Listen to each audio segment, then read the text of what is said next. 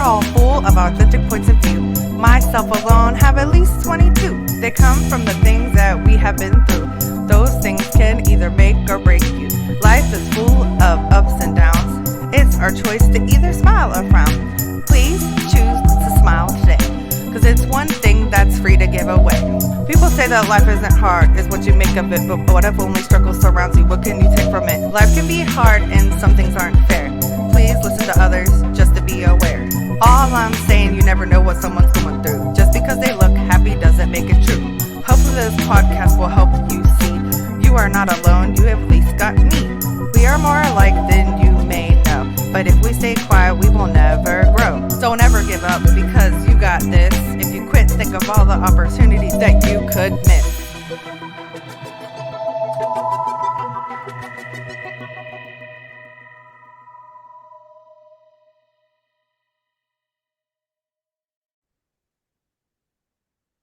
Hey everybody, and welcome to Authentic Points of View.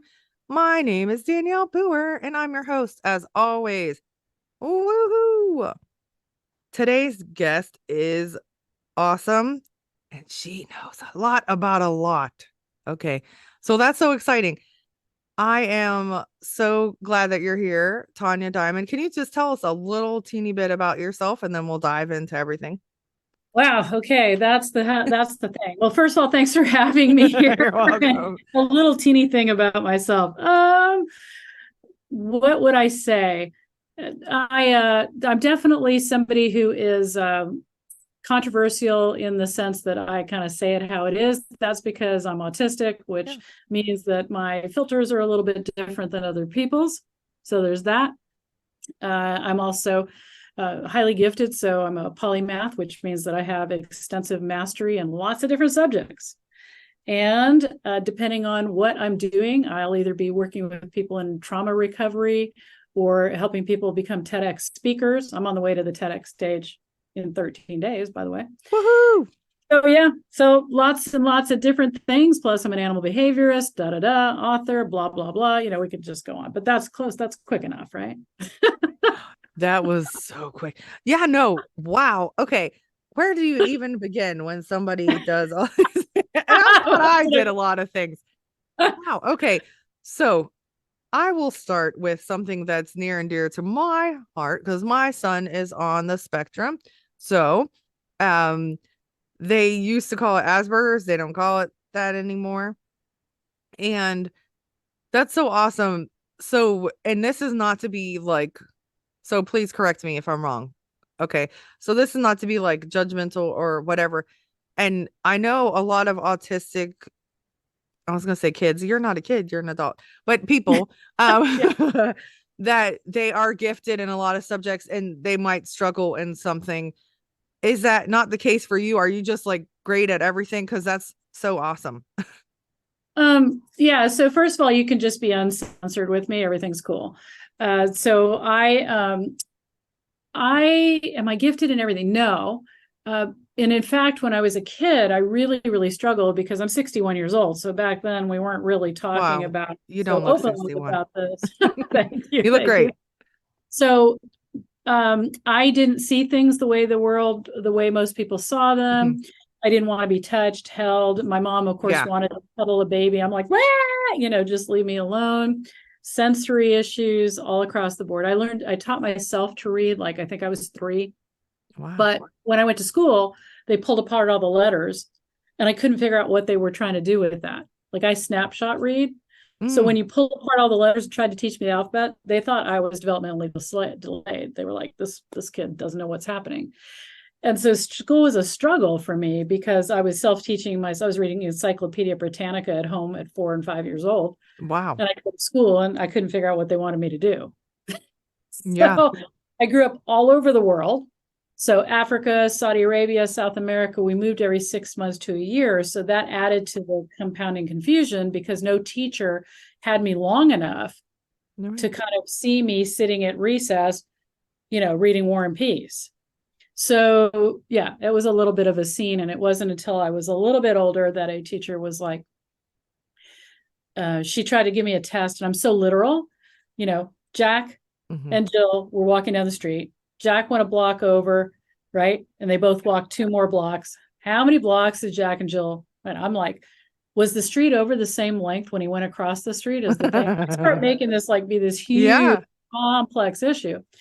So a teacher finally was talking to me one day and she was asking me questions and she was like, wow, okay. Have you ever been tested? It was in Africa. Tested for what? Yeah, lots of things, but not that. So she tried to test me written and saw the struggle. So she gave me some oral questions and moved me up 2 grades. So I was 12 years old in 9th grade, graduated from high school at 16. Woohoo! So that's awesome. Yeah. And then social struggles. I'm very direct and I don't like a lot of people. And so that's for me to learn how to be social, how to show up, what all the rules. I'm a pattern person. So I get socially awkward in places that I don't understand the patterns, meaning the rules. Everybody has them, but not everybody talks about them. And so I can get super socially awkward that way. Yeah. So I think my son has maybe kind of grown out of that, but when he was little, he took everything personally. And he would literally like it was one extreme or the other.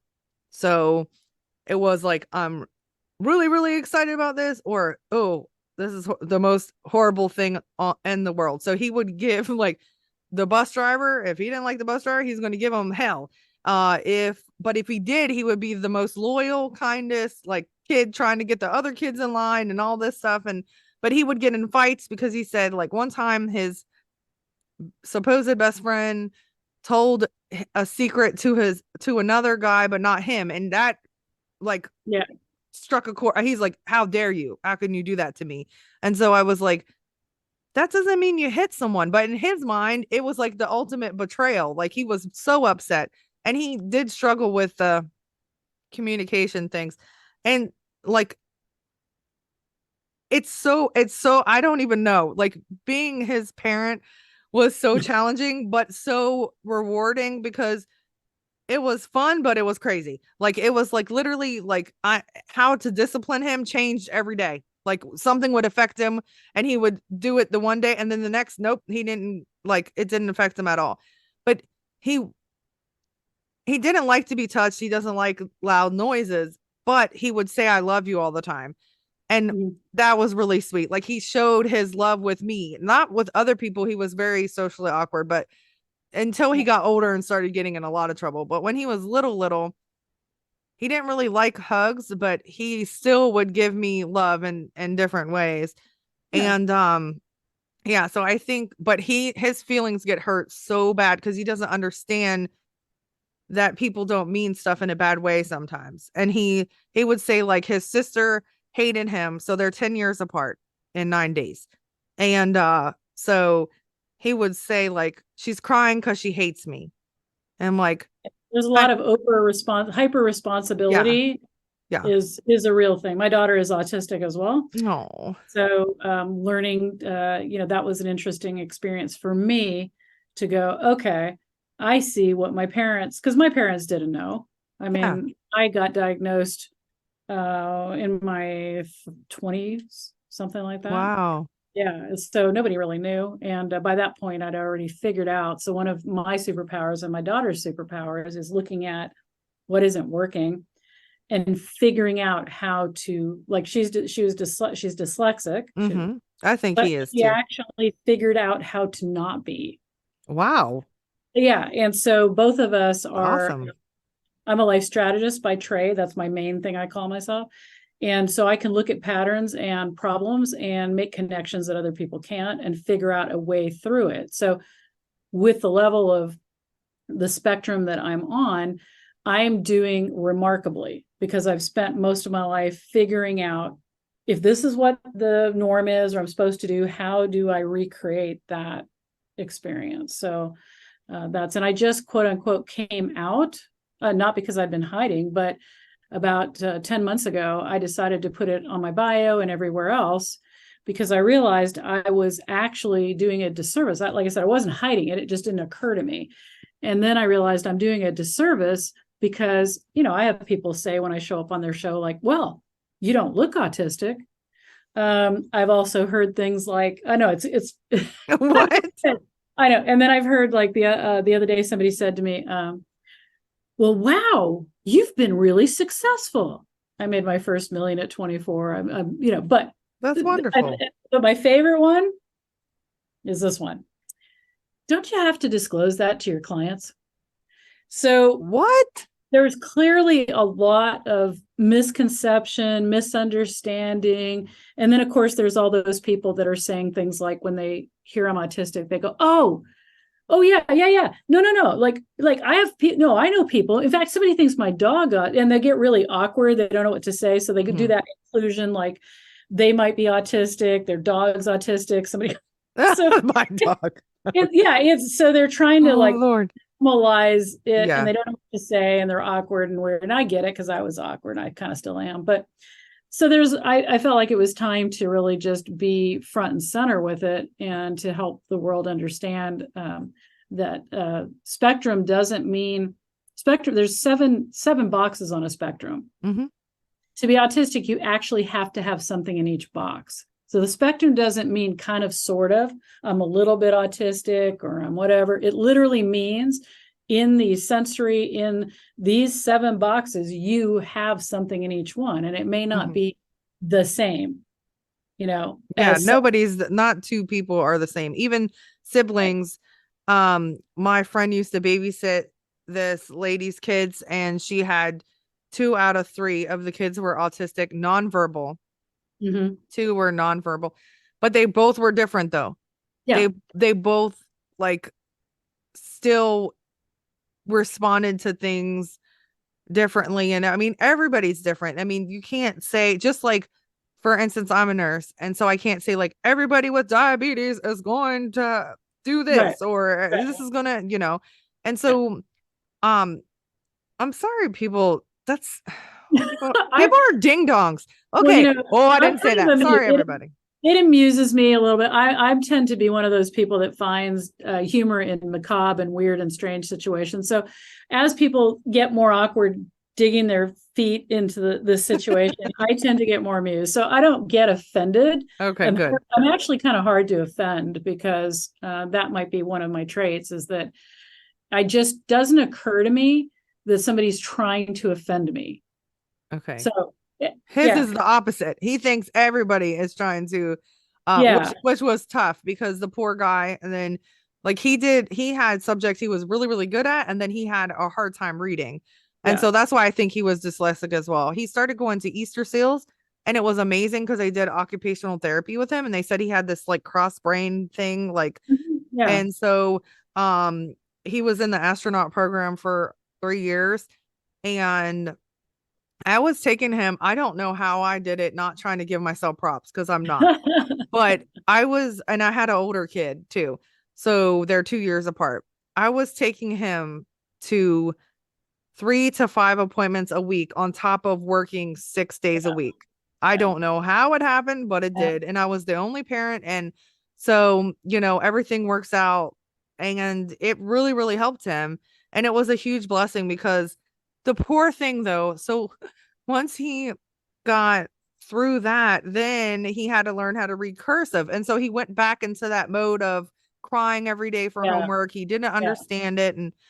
And you just, as a parent, you feel so bad because you want to fix it. And that's something that I couldn't fix. But what helped him the first time that he was learning to read was that he was so upset. He just told me a couple weeks ago, he was upset that I held him back in first grade, but he really didn't understand.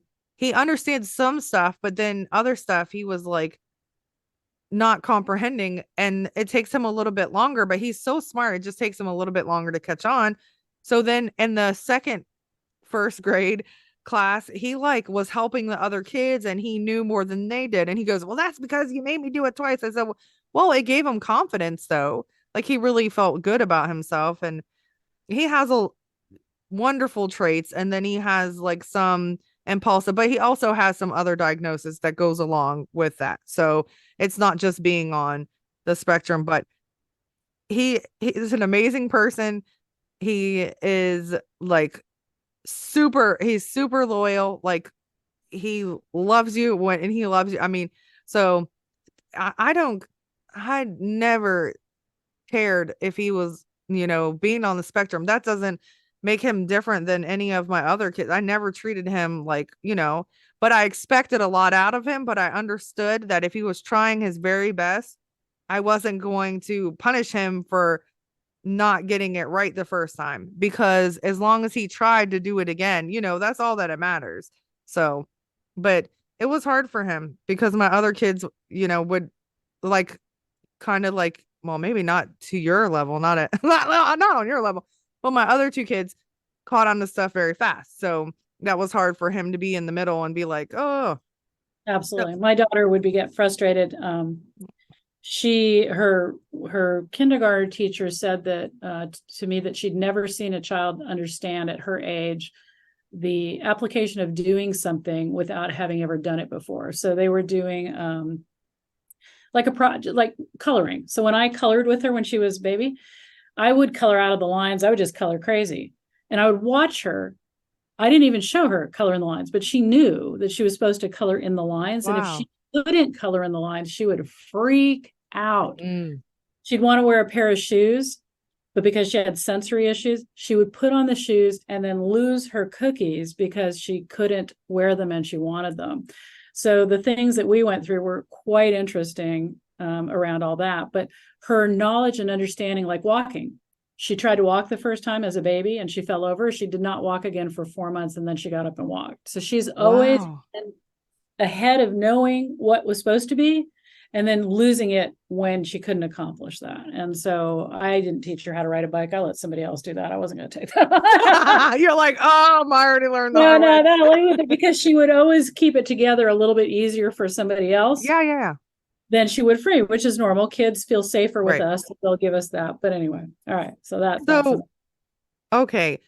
When you lived in different continents and countries, was it your parents' job, or like, why did you guys, if you don't mind me asking, why'd you move so much? Yeah, my dad worked for the biggest privately owned construction company in the world. And as a project manager, he took on different projects that they were doing. So we would, I was born in Houston, lived there 3 weeks, ended up in New Jersey. Wow. And right after that, like less than a year, we moved to Atlanta. Then after that, we were headed to Africa. So lived on 3 countries in Africa. Went back to Argentina, lived in Argentina for a while. We'd hit the States and then roam out. And so, I pretty well lived on every continent. I went to 14 or 15 different schools by the time I had graduated high school. And last was in a boarding school in Pennsylvania because I was an international horse show jumper. So, it was wow. As a kid, of course, that's all I knew. I would come home, the whole house would be packed up. I don't know why my parents didn't think to prepare us. So I had a lot of losses. I would show up and it would be like everything was packed and gone, and they'd given a pet away, and we're leaving tomorrow. So best friends, things like that, everything was transitory. So consequently, right now, if somebody's out of my periphery for 4 days, like I'm not in touch with, after 4 days, like they start to like fade away in my life. I just let go. So my daughter, who's in college, she pretty well texts me or contacts me every day. And she loves to say, hey, it's me. I'm still a part of your life. So I doubt I'd forget her, but who knows? Hopefully you don't. So, just because I have a ex-boyfriend that lived in, well, he's from Africa. What do I mean lived? But so what countries did you live in Africa? Zambia, Kenya, and Tanzania. So cool. So he's from Ghana, mm-hmm. which is west. Other side. Yeah, that's so cool. All right. Now, wow. So how challenging you said you got used to it. See, my dad was in the military, so I thought moving every 3 years sucked, but yours is even more intense. Now, and you didn't know you were on the spectrum then, you just knew that you were super bright, you were very intelligent, and you didn't like to be touched, those kind of things, but it didn't really have a name behind it, I guess, at that point.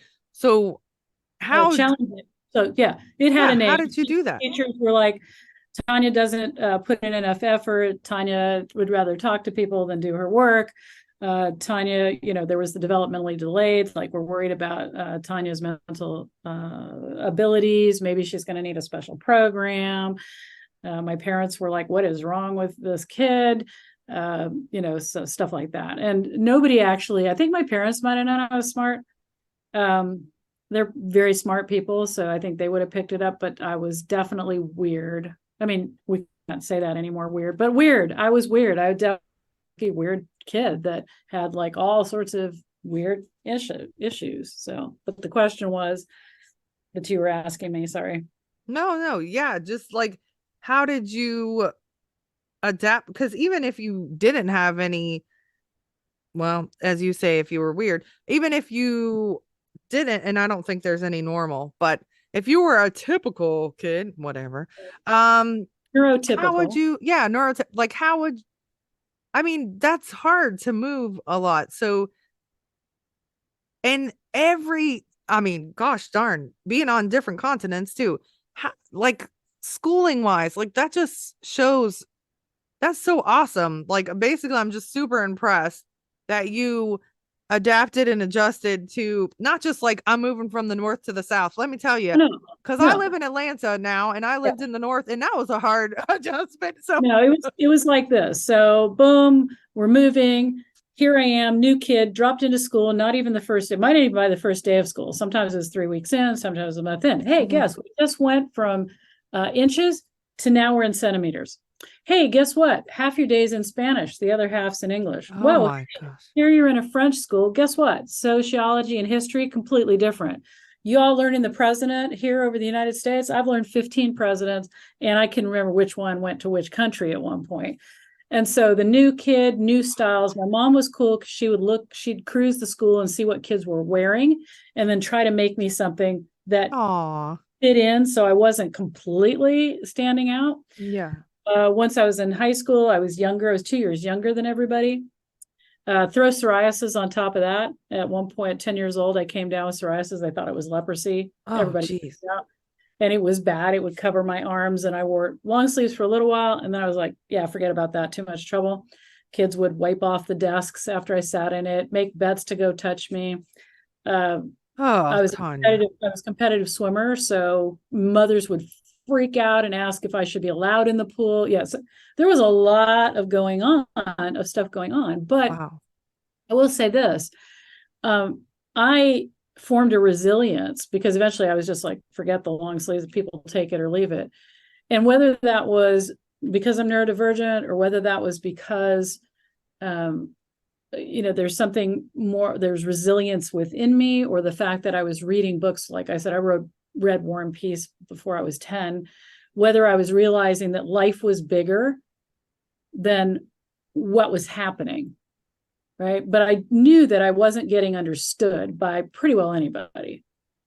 And so that had to form you either like rise in resilience or you die. And there were I cut all the skin off the back of my hands when I was 11 because some kids did some really horrible stuff, and I thought I wanted to kill myself, which it's actually a weird story because I made sure I disinfected the blade because I didn't want to get an infection. That always makes me laugh. I have dark humor. Like, I'm going to kill myself. And then, like, oh, let's disinfect all this. So that's how my brain can work. But yeah, I think almost all kids go through their version of whatever's hard. If you live in the same place with the same kids, it's hard in a different way. If you move all the time, that's hard, but I didn't know any different. Right. I would go to a town, like my parents, every once in a while would come to the States. And here I am in this tiny small town in Port Angeles over here in Washington State, because my aunt and uncle live there. And kids would say, well, who are you? And I'd say, I'm Tanya. And they'd say, where are you from? And I'm like, Africa. And they're like, liar. And so all the stories of my life were considered lies. Nobody would believe me because they couldn't think outside of their own experience. Right. So that was hard. And then if I would tell a lie about something, everybody believed it. So it was like my TEDx talk I'm doing coming up here next in 2 weeks is all on practicing acts of deliberate self-honesty. because lying was the most hard thing for me to get a concept of, because I was told I shouldn't lie, but my parents lied about Santa Claus. And then I saw everybody lying about things, and saying lying's bad. You have to be trustworthy. You can't lie. But then when I told the truth, somebody said, "Do you want to come to my birthday party?" And I'd be like, heck no. Nobody liked it. So then people told me, "Oh, you have to be polite." Sometimes polite is more important than lying. I was so confused about this whole rules of lying thing, so that I actually created a TEDx on it. So there you go. That's awesome. See, I was just talking about, like, I feel like our trauma and challenges and all that stuff really can sometimes unleash our like creative, like, like we find out other things about us. So like those things happen to you and it's confusing.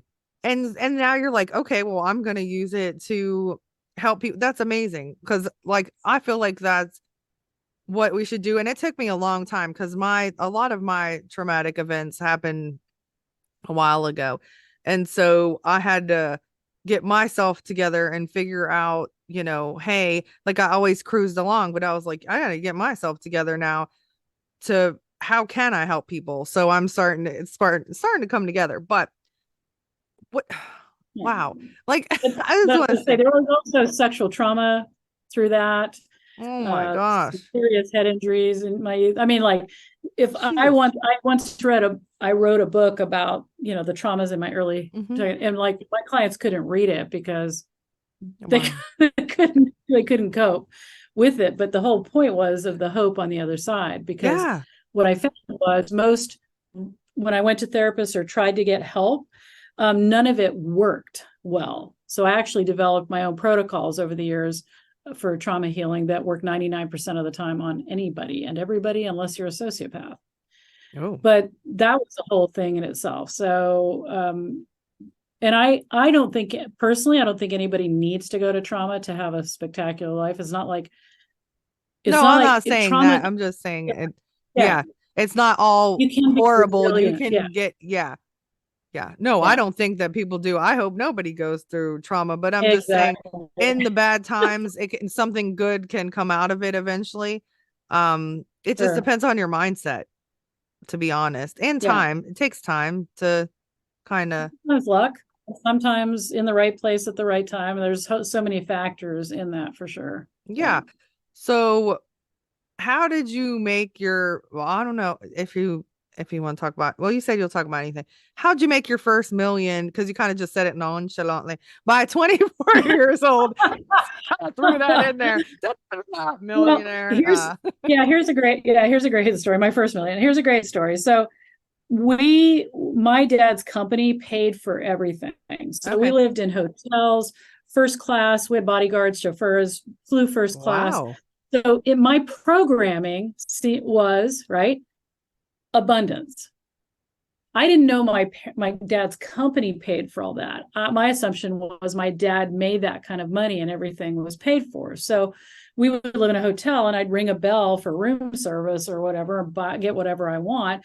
So there was this kind of my parents were self-made. They did not grow up that way. My dad became self-made. And so there was this, when we shopped at London at Harrods, my mom would go in and buy like 15 of the same shirts in different colors. So I didn't realize, because they didn't tell me, that they were shopping for 2 years or 3 years at a time. I just saw this abundance. So when I started to, when it was clear I couldn't work for somebody else because I would go in and rearrange, put me in your cashier store. By the time you came back, I'd rearranged everything to be more efficient and make more money. People don't like that. So I realized I had to, be my own boss. But so it was just a mechanism of, I didn't understand that there were limitations on how you make money or whatever it is. So in the hair industry, I was going to be a neurosurgeon. I left that because I didn't want to work on animals. Took a year off, ended up going to hair school because I was tragic. I knew nothing about beauty and fashion, didn't care. So I decided to do something different. That's what I do. Went in there, came out of there, and went ahead and opened up a salon. Boom, let me open up a salon. And then I used to tell people, you just have to know somebody. I was like you can't just make an appointment with, you actually know somebody to get in here. I had no idea that just 400x my business. People thought I was exclusive. I was in this super cool salon I had designed. It was actually in a magazine at one point. And so people like Nordstrom's, people were coming in all over the place. And I'm super efficient at everything I do. I find the shortest way to get it. So I could do these amazing haircuts in half an hour, rolling through clients, booked like left and right. People were booking 8 months ahead of time, flying in, like I said, from all over. And the next thing I know, I was like, just my friend was saying, do you know how much money you just made last year? And I'm like, I don't know. Yeah, I had no idea. Because my parents also didn't teach me how to manage money, how to anything about money. Money just happens. That's my mentality. Money happens. I wish. That's a great programming to have.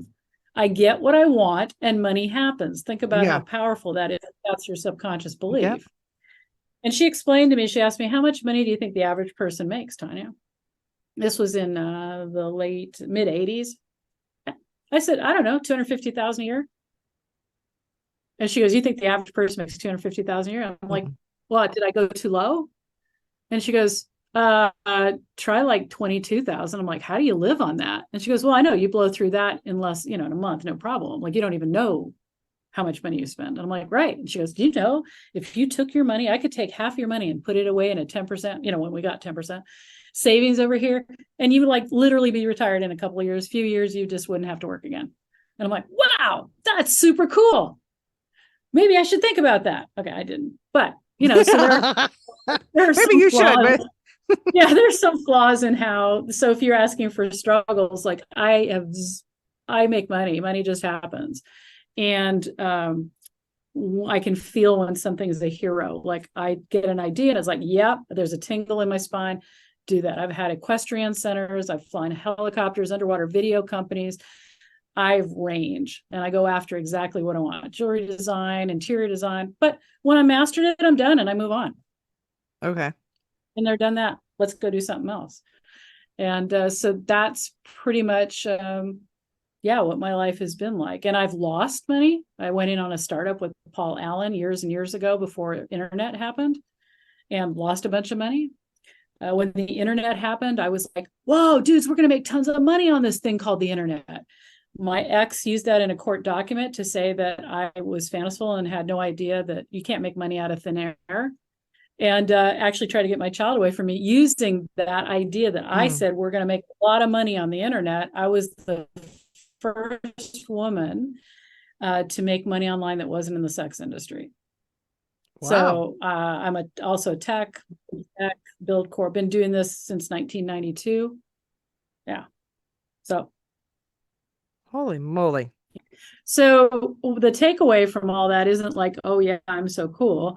The takeaway for me really is that how we're programmed, our subconscious beliefs, our perceived limitations that we're told really are powerful. I wanted to be an actress. That was my big thing. And my dad said, with psoriasis, nobody will ever pick you. The only thing I haven't done in my life was go after that dream. So all these other things that I've been successful at doing, I was a rock star for a while. I've been on stages all over the world. And yet that one thing that it was really a burning passion for me, that one statement from him, though it didn't hold me back from dating, having lots of relationships, anything else, that one statement was there, and it made a difference. And yet I think I was in my 30s or almost 40s when there was an actress that talked about having psoriasis and they just used makeup or whatever. And I was like, what? Like, I was so literal with what he said. And then because I couldn't see it on any actresses, I just believed him. So that belief, my neurodivergent belief of literacy, is in one way a superpower, and another way incredibly damaging. So it just depends what messages, I got when it comes to that neurodivergence. So my daughter, all the messages that I've given her is that she can solve any problem. She believes if there's a problem, she knows how to solve it. She is totally in that belief. And the other one, everybody loves her. She's surprised if somebody doesn't like her. I love that. Aw, yeah, that's awesome. And that's a good thing to teach your kids is that you are able to solve problems. Because my daughter is 9 and she like that's why winning at everything is really detrimental sometimes because Absolutely. you don't know how to accept failure. You have to make mistakes. You have to fail to get it right and to learn that, you got to work harder sometimes at things. And that's okay. That's good. It gives you that like oomph, like, but um sometimes now the kids just want things handed to them or always being entertained and all this and I'm like that's not how it works, honey. So Yeah. yeah, but like solving problems is it's hard for some people. And for me, it's really funny because I say I have undiagnosed ADHD. I actually know that I have it just because I've been around it a lot. I just never did get diagnosed. But anyway, and I'm very much freak out when it's some problems because I don't know where to start. And it makes me like it's very hard. And so I have people that I love that are definitely not like that. They're like type A. So they're like, they're very organized. So I actually ask for help. Just tell me where to start and then I got it. Right. And then I can, figure out everything. But sometimes I see everything as in like a that they're seeing it as A, B, C, D, E, F, G. I'm not. So once I get where's A, now I'm good. Like I'm okay now. Just tell me where A is. But anyway, so you wrote all these books.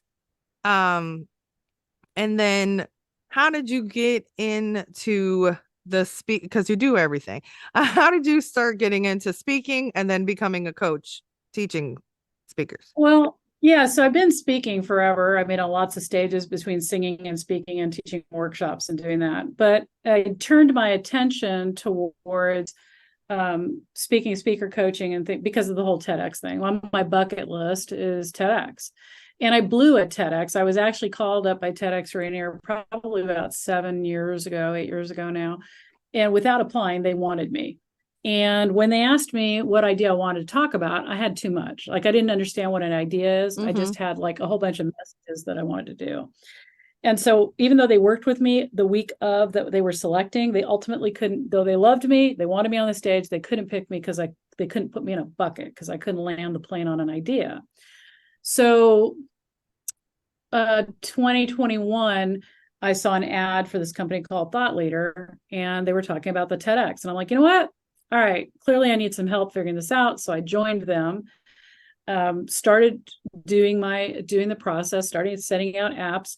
And in the meantime, they realized they probably needed speaker coaches. And because I have such I have 40 years and 85,000, that's a conservative estimate of people that I've coached.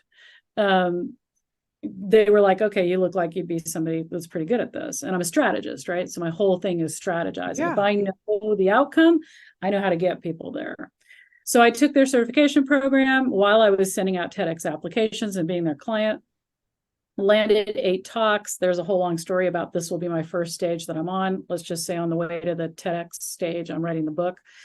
And started coaching people. So I've coached hundreds and hundreds. I've actually ghostwritten TEDx talks as well. And this is like, in addition to my life strategy work that I do over here, I also contract with Thought Leader to help their speakers from their company. And so that's been super exciting. I really enjoyed it because my other work is, helping people over trauma or parenting or whatever. Business CEOs. My day is interesting. In the morning, parenting problem. Next client, CEO looking to his multi-billion. Next client, sex problems. Next client, blah, blah.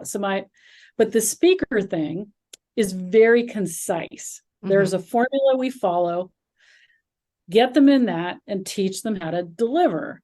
And so it's the easiest thing I do in terms of I'm not solving a lot of problems. I'm just getting them into this particular box, right? Yeah.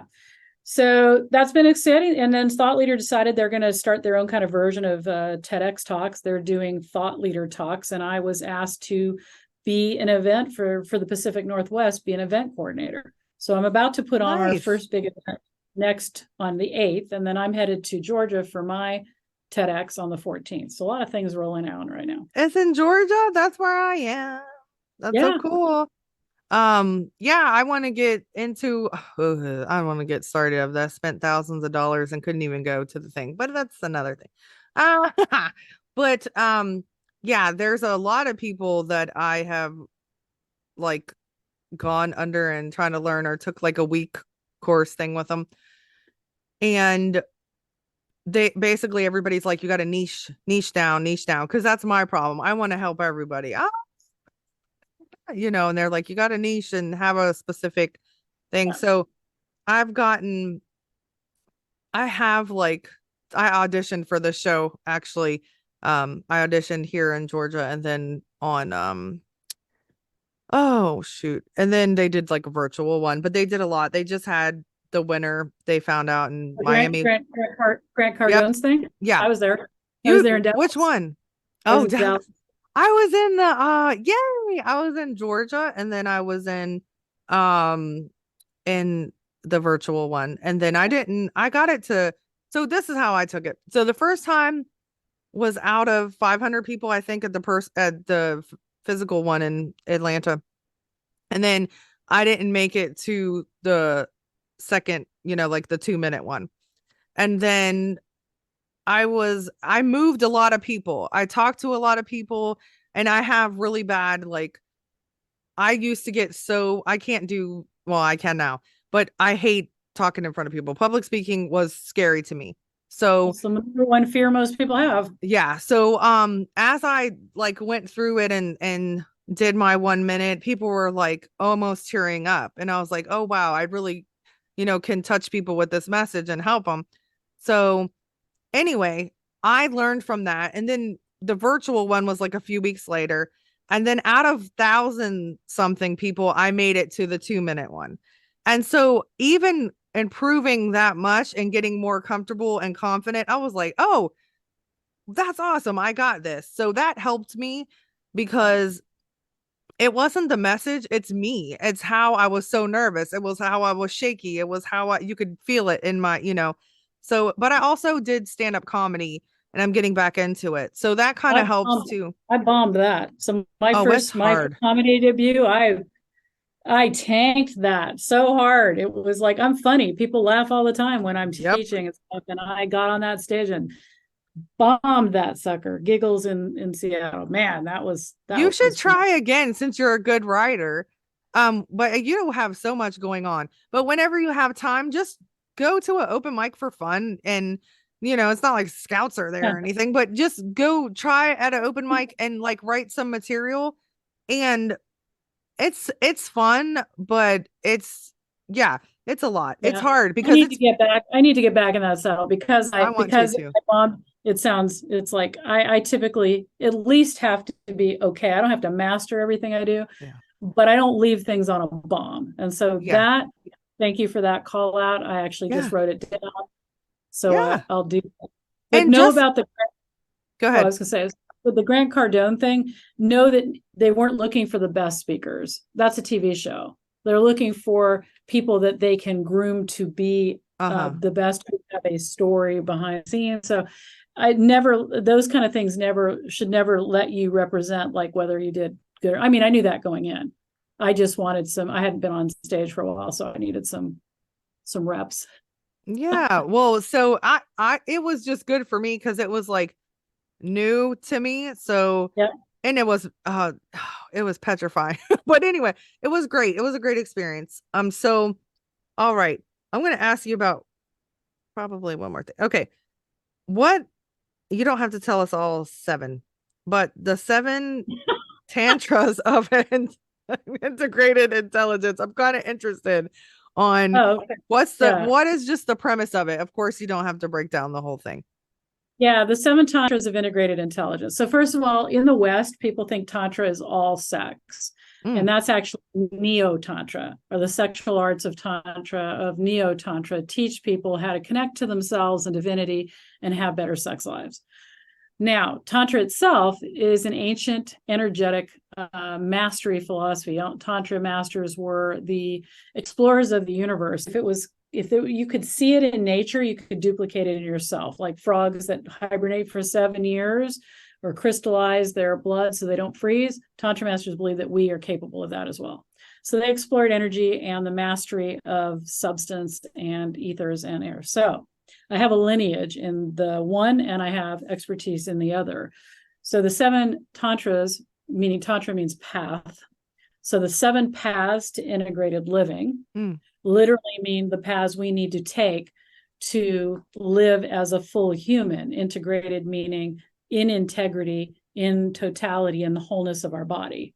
And that means our mind, our heart, our sex organs, everything, we're at full use of them, our body wisdom, as we connect into the world.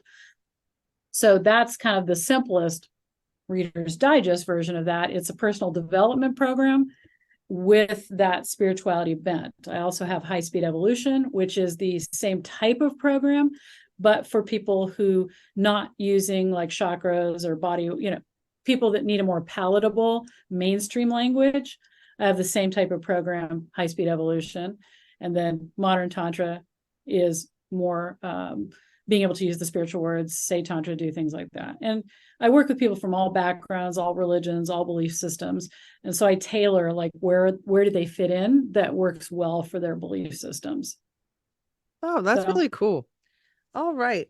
Well, so I'm going to ask selfishly, just joking.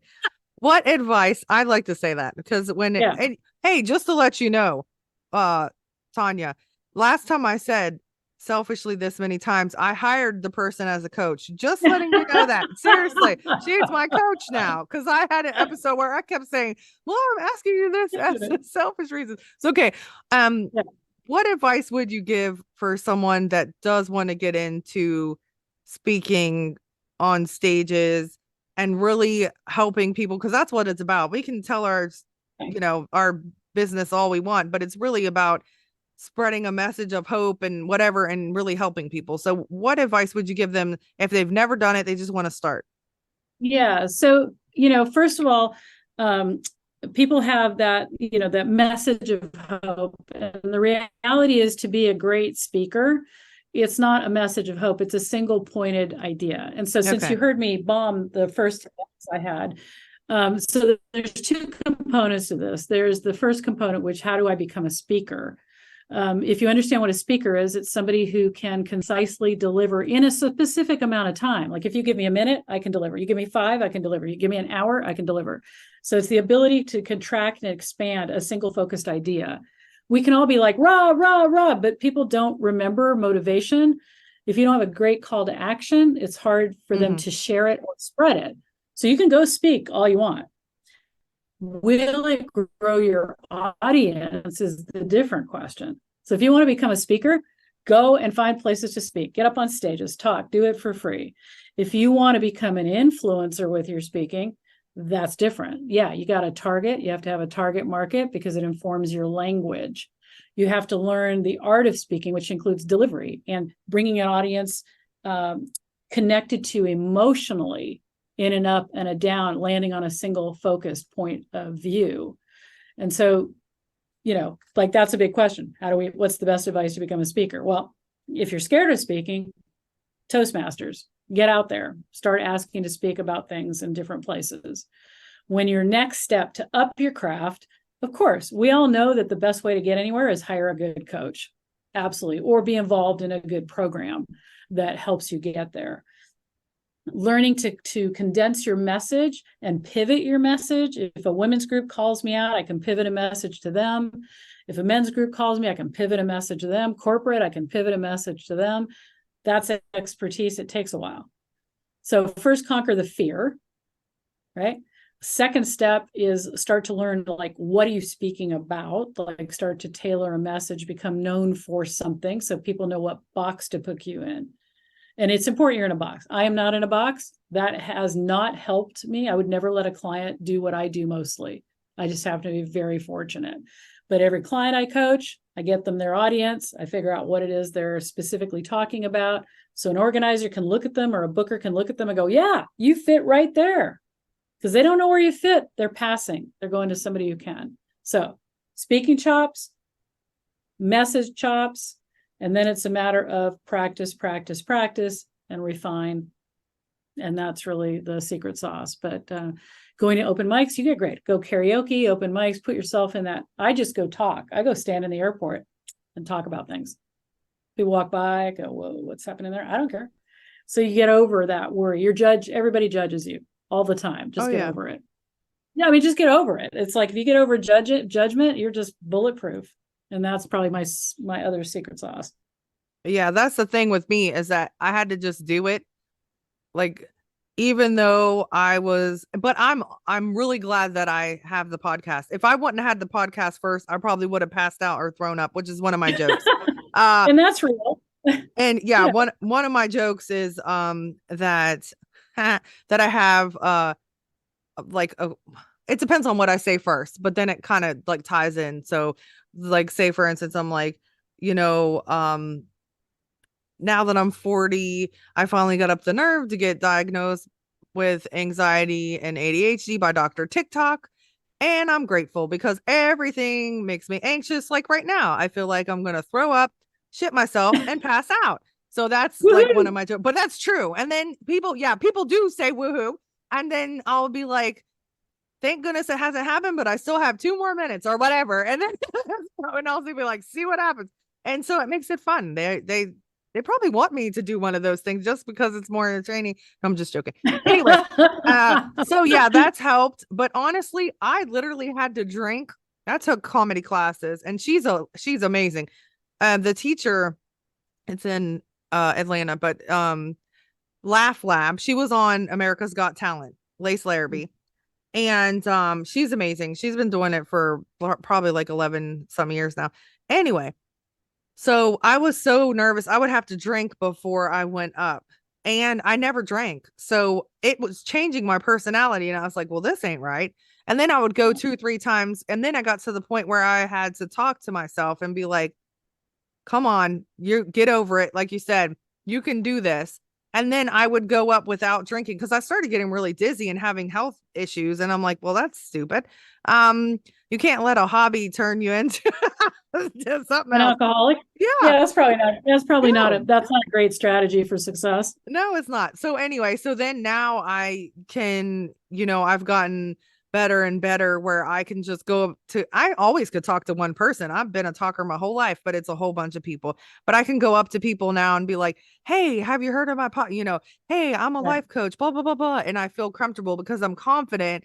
And that's another advice too, is that when you are confident in yourself and what you are saying or what you are pitching or what you are promoting, then it makes it a lot easier because you know that just like all the things that you said, you didn't say, well, I kind of this and I'm kind of this. No, I'm an expert at this. I'm this, that, bloop, bloop, bloop, bloop, bloop. Everything, 500 things. That's awesome. But yeah, that's great. So I'll definitely will be reaching out to you. Anyway, so where can we find you? What is your website, or if anybody wants to hire you, where can we find you? Absolutely. If you can spell Tanja, Tanja, Tanja, Tanja, and last name Diamond, I'm on 30 pages of Google. You can't miss me. So if you can spell Tanja Diamond with the J, you will find me in various things. At one point I had 190 websites. Things got broken up a few years ago by a boyfriend of mine, but I'm rebuilding everything. So you can't miss me. If you've got my name, you can't miss me. Find me on Facebook is my main gig. I know that makes me a little bit of a dinosaur, but I'm working the Instagram and starting to do those things now. So yeah, and I think that what I'd like to really say to everybody too, other than the piece of advice on the speaker, is that no matter what you believe about your time here, it may be a dress rehearsal. Maybe you believe there's an afterlife in different ways. There's heaven, there's things like that. But I will say that living life like you don't have anything else but right now moves you away from that concern about what do people think, what do people feel, because they're too busy worrying about themselves, really. Mm-hmm. And that thing I said about judgment proof It's like people judge me a lot. I've always been judged all my life about something, whether it's good, bad, indifferent, doesn't matter. And I think one of the things that I wish for everybody is that really you did what you wanted, even while you're getting judged, and that failing isn't it isn't the opposite of success, it's the road to success. Because I've failed so many times on the road to success. I'm just not scared of failing. So I'm not scared of judgment. I'm not scared of failing. And it has pretty well made me live an extraordinary life that we haven't even touched most of, in our episode, because we can't. So, and I think anybody can do that. I think you just have to go out and be amazing. Yeah. Well, thank you for being so resilient and strong and like, wow. It's so awesome that, and that it's probably, like you said, it's a blessing of you being on the spectrum, because it's like the darts are getting thrown at you, but they're just bouncing off like whatever, because that stuff doesn't bother you. So that's good, because most people, and my, like, just even being me, that stuff would probably hurt me, and maybe make me take a step back or think about stuff or hurt my feelings for a little bit. And then I would go, because I bounce back from stuff too. But, that's great that you're helping people and that you're. And I get hurt all the time. I have very sensitive feelings. So it's not about not being hurt. It's about the fact that what I learned was I can live in that, or I can go do my awesomeness. I choose awesomeness. Yeah. Good. Always choose. I agree with that. Always choose awesomeness. You're right. That is awesome. So I didn't mean to say that. No pun intended. That is awesome. But yeah, thank you, Tanya. You're awesome. So definitely I will talk to you again. And everybody, she's going to be on the other podcast that I'm starting. I'm so excited. And we'll definitely dive into some other things and get kind of deeper down.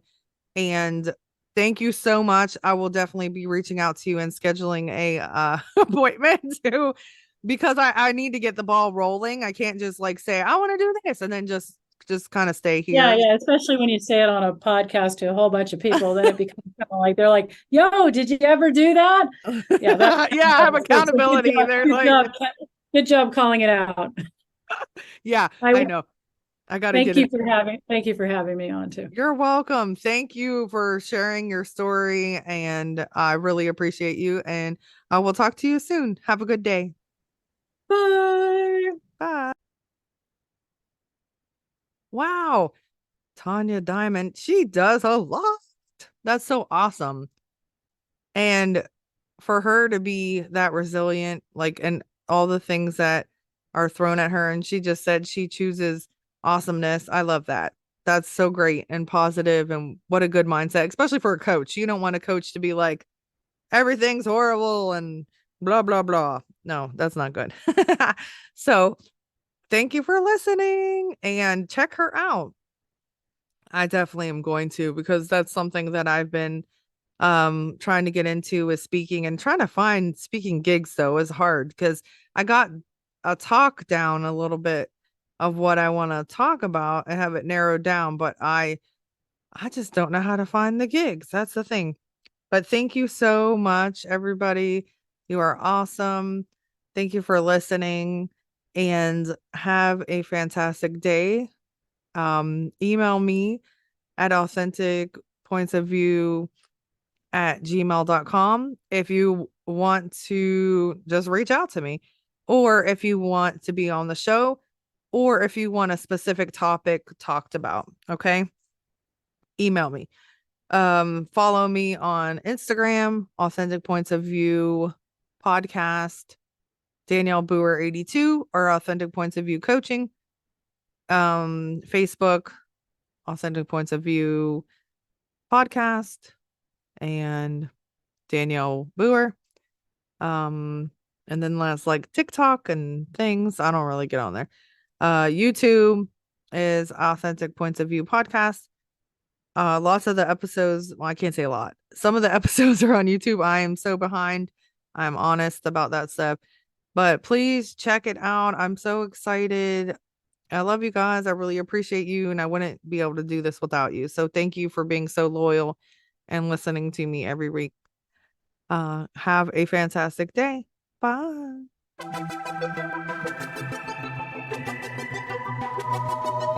Thanks for listening to Authentic Points of View podcast. I hope that something you heard today changes your point of view. If you would like to share your views, please email me at authenticpointsofview@gmail.com or leave a comment on Facebook at Authentic Points of View podcast. Remember, always be mindful of other people's journeys and have open ears and an open heart.